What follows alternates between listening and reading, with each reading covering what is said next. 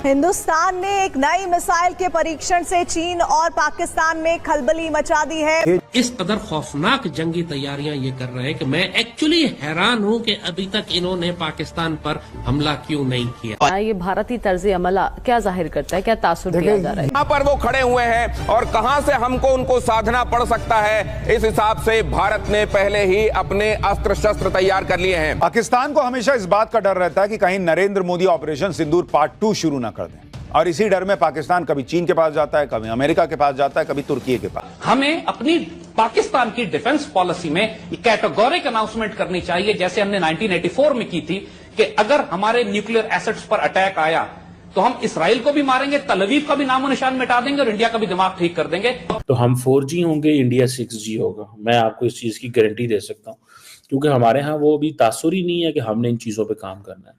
हमारे यहाँ अभी यही चीज है कि हमने बस इंतजार करना है। सच्ची बात तो ये है मुझे कि हमें तो बस ये है कि इंतजार करना है। कमी साहब ये बताइएगा, ये किस तरह का मजाक है, किस कदर संगीन कि एक मिसाइल चल गया। डिफेंस सेक्टर में हर रोज भारत का डंका जोरों शोरों से बज रहा। कोई देश भारत से हथियार मांग रहा तो कोई भारत से हथियारों की तकनीक। लेकिन इस बीच डीआरडीओ यानी defence research and development organisation ने एक और अद्भुत सफलता हासिल कर ली है। अब भारत की अग्नि प्राइम मिसाइल, जिसे अग्नि पी भी कहा जाता है, भारतीय रेलवे के जरिए कहीं भी तैनात की जा सकती है। दरअसल हाल ही में ओडिशा के तट में न्यूक्लियर बैलिस्टिक मिसाइल अग्नि प्राइम का सफल परीक्षण किया गया था। 34.5 फीट लंबी मिसाइल पर एक या multiple independently targetable re entry vehicle यानी MIRV वॉरहेड लगा सकते हैं, यानी एक साथ कई टारगेट पर आसानी से हमला किया जा सकता है। नरेंद्र मोदी के नए भारत से पाकिस्तान क्यों इतना डरा हुआ है? पाकिस्तान को नया डर इसलिए लगा है क्योंकि अब तक पाकिस्तान जिस ट्रंप के नाम पर उछल रहा था, वो ट्रंप आजकल नरेंद्र मोदी का नाम लेते नहीं थक रहे। नरेंद्र मोदी का बर्थडे आया था तो ट्रंप ने सबसे पहले फोन घुमा दिया। अब तो कहा जा रहा है कि ट्रंप भारत पर टैरिफ भी हटा देंगे। भारत सरकार के मुख्य आर्थिक सलाहकार वी अनंत नागेश्वरन ने बड़ा दावा कर दिया है। उन्होंने कहा है कि ऊंचे टैरिफ की वजह से अमेरिका और भारत के बीच पैदा हुए विवाद का समाधान अगले 8 से 10 सप्ताह में निकल सकता है। अमेरिका भारतीय सामान पर लगने वाला 25% का अतिरिक्त पीनल टैरिफ नवंबर तक हटा सकता है। मदीने की इस्लामी रियासत थी जिसकी मिसाल आज की पाकिस्तान की है। इसी तरह मक्के की मुशरिक रियासत थी जो आज का हिंदुस्तान या भारत की रियासत है, और मदीने के नॉर्थ में खैबर की बस्ती थी जो यहूदी बसा करते थे। देखिए, this is exactly the example today. आज दुनिया में सबसे बड़ा फितना इसराइल है। इंडियंस का गुस्सा है भारत को क्यों, और रिवायती हरीफ हैं ये दोनों।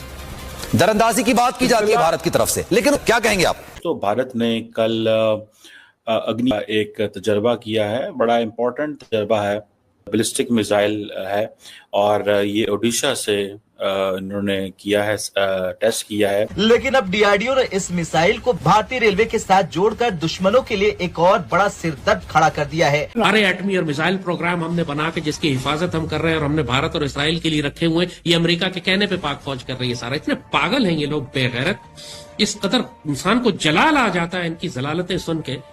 ये तो इस काबिल है कि सिर्फ के बकवास करने पे इनके सर काट दिए जाए। मोदी साहब वहां पर बरसे इक़्तिदार आए हैं, ये सारा अमल मुअत्तल होकर रह गया है। दूसरा वो कह रहे हैं जी वो आर्टिकल 370 के बाद मसला कश्मीर खत्म हो गया। मसला कश्मीर खत्म हो गया तो वो 8 लाख फौज वहां पर क्यों तैनात रखी हुई है? ये इलेक्शन। डीआरडीओ ने rail mobile transport erector launcher यानी TEL के साथ इस मिसाइल को तैयार किया है। ये लॉन्चर भारतीय रेलवे के मौजूदा ट्रक पर बिना किसी बदलाव के आसानी से काम कर सकता है। रेलवे की मदद से मिसाइलों को गुप्त तरीके से ट्रांसपोर्ट किया जा सकता है। दुश्मन के लिए ये पता लगा पाना बेहद मुश्किल होगा कि मिसाइल कहां तैनात है। इसे किसी भी क्षेत्र में तेजी से तैनात किया जा सकता है। भारत का बड़ा भौगोलिक क्षेत्र इस रणनीति को और भी उपयोगी बनाता है। देखिए, मैं बहुत शोर उठाना चाहता हूं, मैं बहुत चीखना चाहता हूं, और मैं कहना ये चाहता हूं कि आपका नया प्रोजेक्ट, वो जो सेंटर पीस था आपके प्लान्स का और हमारे उम्मीदों का, वो प्रोजेक्ट, अब 3 ऐसे प्रोजेक्ट्स हैं जो हमारे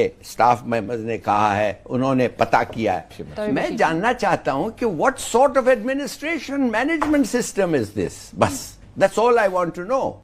लगा किस पे रहे हैं, टारगेट कौन है, कौन सा मुल्क हो सकता है, या चाइना है या पाकिस्तान? अगर दुश्मन भारत पर हमला करता है तो ये मिसाइल सिस्टम तेजी से पलटवार करने में सक्षम है। ये प्रणाली न केवल भारत की सुरक्षा को बढ़ाएगा बल्कि भारत के दुश्मनों के लिए भी एक मजबूत संदेश देगा। भारतीय रेलवे का विशाल नेटवर्क इस प्रोजेक्ट को और भी आसान बनाता है। मिसाइलों को किसी भी क्षेत्र में तेजी से ले जाने और लॉन्च करने में रेलवे की भूमिका महत्वपूर्ण होगी। डीआरडीओ और रेलवे ने मिलकर ये सुनिश्चित किया कि रेलवे के ट्रैक्स पर मिसाइल ट्रांसपोर्ट के दौरान झटकों और कंपन का कोई प्रभाव न पड़े। ये तकनीक भारत को दुनिया की सबसे उन्नत मिसाइल लॉन्चिंग रणनीतियों में शामिल कर देती है। और जितने भी कहा जाता है कि भारत की अब जो न्यूक्लियर कमांड अथॉरिटी है वो ये कह रही है कि ये तमाम ऑपरेशनल एंड टेक्निकल पैरामीटर्स जो है वो पूरा उतरता है। किलो का समझ ले कि आप जो एमुनिशन है, पेलोड जैसे भी कहा जा रहा है, उसको लेके जा सकता है। और एक इंडिया ने जिसे वो कहते हैं ना कि अग्नि-4 का टेस्ट 2012 में भी किया था। उस वक्त ये 3000 किलोमीटर की दूर जा सकता था सिर्फ 20 मिनटों में। और ये बड़ी इंपॉर्टेंट डेवलपमेंट है। हमारे न्यूक्लियर वेपन एक दूसरे के खिलाफ इस्तेमाल हो जाएंगे, हमें सरहद खत्म कर देनी चाहिए, आजादाना तिजारत होनी चाहिए। देखिए, हम इन सारी बातों पर कायल हैं और हम सिर्फ ये बताना चाहते हैं कि हम ये चाहते हैं कि सारे झगड़े खत्म हो। इंडियंस को मजबूरी है बेचारों की, इंडियंस को नफरत, गैज़ व गज़ब की आग में ये जलते रहते हैं। बॉर्डर की सुरक्षा के लिए भारत का नया पहरेदार आ रहा है जो दुश्मन की हवाई साजिश को नाकाम करेगा। 40 करोड़ लोगों के बाद का प्राइम मिनिस्टर है, तो वो छोटी छोटी कंट्री को क्यों विजिट करता है? वो बड़ी बड़ी कंट्रीज में जाए ना, जहाँ से उन्हें कुछ मिले, ठीक है, कुछ इन्वेस्टमेंट वो अपनी कंट्री। अब मुझे पता चला ये हम लोगों की सोच है कि छोटी कंट्री में नहीं जाना, बड़ी कंट्री में जाना, लेकिन जो एक अच्छा लीडर होता है के पास खजाना कितना वही ना, हम हर कंट्री को बड़ी कंट्री ही समझना चाहिए, क्योंकि उनकी कंट्री में कोई ना कोई ऐसी स्पेशल चीज होती है जो मुश्किल टाइम में उनके काम आ सकती है। देखिए, पहली बात तो यह है कि इंडिया की एक डिफेंस एक्विजिशन काउंसिल है जो बेसिकली इस तरह के जो स्ट्रेटेजिक प्रपोजल्स होते हैं उनको देखती है। तो ये आप देखिए ना, इंडिया के पास 1.4 मिलियन एक्टिव ड्यूटी लोग हैं, 1.4 मिलियन। चाइना के पास 2 मिलियन है, इंडिया के पास 1.4 मिलियन एक्टिव ड्यूटी फौजी हैं और रिजर्व फोर्सेस जो है वो अलग है। सो उनकी salaries, pensions, welfare, this that, ये वो, फिर मॉडर्न टेक्नोलॉजी भी लेना। सो इतना को आसान काम नहीं है फौजें रखना।